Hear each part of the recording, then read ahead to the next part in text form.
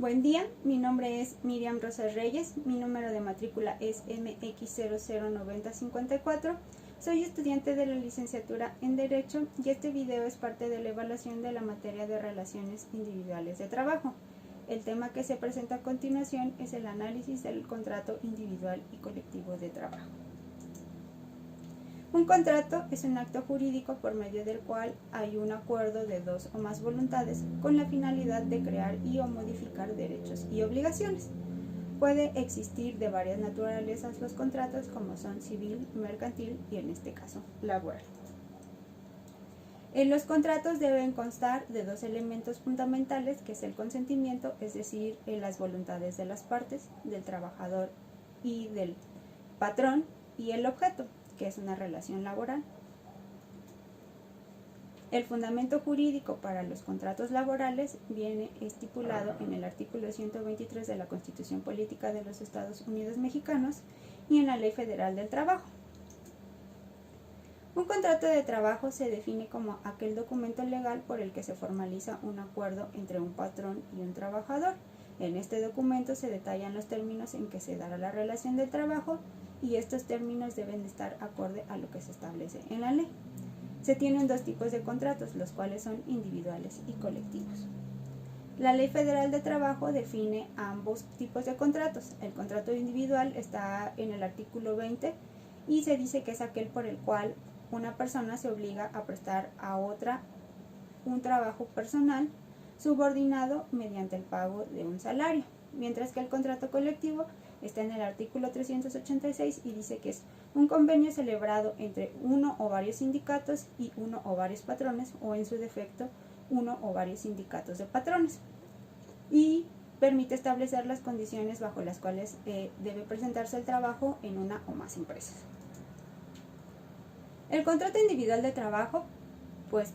regula las condiciones laborales de un trabajador o un empleado con un patrón, mientras que el contrato colectivo regula las condiciones laborales del personal sindicado que se encuentra en un centro de trabajo y se celebra entre uno o varios sindicatos, uno o varios patrones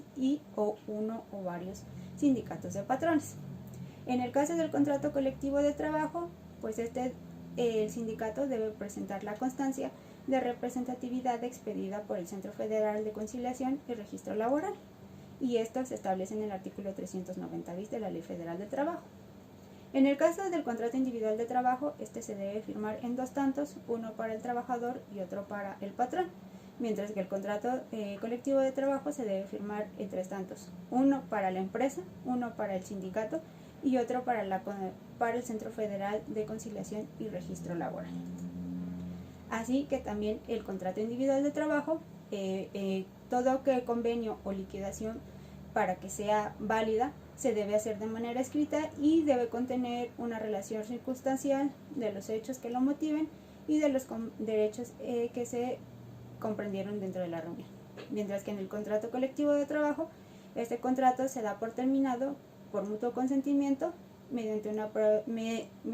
una aprobación de la mayoría de los trabajadores, por terminación de la obra o por cierre de la empresa o establecimiento, en este último caso, siempre y cuando el contrato se aplique exclusivamente en el área o en el establecimiento. Además, el contrato individual de trabajo pues tiene los siguientes datos, son los datos personales del trabajador, así como el domicilio del trabajador y del patrón, el tipo de relación de trabajo, ya sea por obra, por tiempo determinado, etc. El servicio o servicios que se van a prestar, la duración de la jornada laboral, el lugar o en los lugares donde se va a prestar el servicio, la forma y el monto del salario, el día y el lugar del pago, así como la capacitación y adiestramiento. Esto será estipulado en los términos y planes de los programas que establezca la empresa y conforme a lo dispuesto a la ley, así como los días de descanso, vacaciones y otros que convengan tanto al trabajador como al patrón, así como la designación de beneficiarios en el caso de fallecimiento dentro del trabajo o fuera, ya sea por salarios y prestaciones devengadas. Mientras que en el contrato colectivo de trabajo, en este vienen los nombres y domicilios de los contratantes, el nombre de las empresas y establecimientos, la duración o la expresión de ser por tiempo indeterminado o por obra determinada, las jornadas de trabajo, los días de descanso y vacaciones, el monto de los salarios, las cláusulas específicas para la capacitación y el adiestramiento y las disposiciones que se deben dar en el caso de una capacitación o adiestramiento inicial a los trabajadores, así como las bases para la integración y el funcionamiento de las comisiones que se deban de integrar de acuerdo a lo establecido en la ley y otras estipulaciones que convengan a las partes. Finalmente, el análisis de estos contratos nos permite ver que hay ciertas diferencias, pero dentro de la vida cotidiana de uno le permite darse cuenta y analizar su contrato de trabajo para saber si al momento de firmar estás de acuerdo